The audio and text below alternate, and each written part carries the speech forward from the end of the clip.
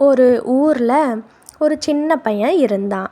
அவன் வீட்டுக்கு தினமும் காக்கா அவன் வீட்டுக்கு வரும். அப்போது அவன் வச்சிருந்த வடையை கீழே போட்டான். அதை சாப்பிட்டுச்சு.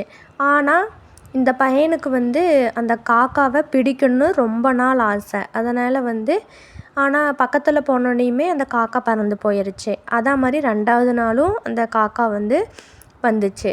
அப்போ அவன் போய் வீட்டுக்குள்ளே போய் அரிசி எடுத்தாந்து போட்டான். அரிசி போட்டோடனே சாப்பிட்டுச்சு. ஆனால் இவன் பக்கத்தில் போனோடனையுமே அது பறந்து போயிடுச்சு. இப்படியே 1 மாதமா சாப்பிட்டு சாப்பிட்டு பறந்து பறந்து போயிடுச்சு. ஆனால் இவனுக்கு ஒரு ஆச்சரியம். என்ன அப்படின்னா, எப்படி காக்கா டைம் கூட இல்லாமல் அந்த நேரத்துக்கு கரெக்டாக வந்துடுது அப்படின்னு சொல்லி அவன் யோசித்தான். அதே மாதிரி மறுபடியும் போய் அரிசி எடுத்தாந்து போட்டு அந்த காக்கா சாப்பிட்டு போயிடுச்சு. 2 பேருமே காக்காவும் அவனும் ரொம்ப ஃப்ரெண்ட்ஸ் ஆகிடுறாங்க. ஃப்ரெண்ட்ஸ் ஆனதுக்கப்புறமா அந்த காக்கா தினம் சாப்பிட்டு சாப்பிட்டு போகுது.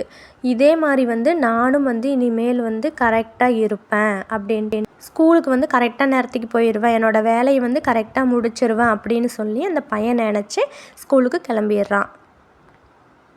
இந்த கதை உங்களுக்கு பிடிச்சிருந்தது அப்படின்னா லைக் பண்ணிடுங்க, சப்ஸ்கிரைப் பண்ணிடுங்க. Thank you friends.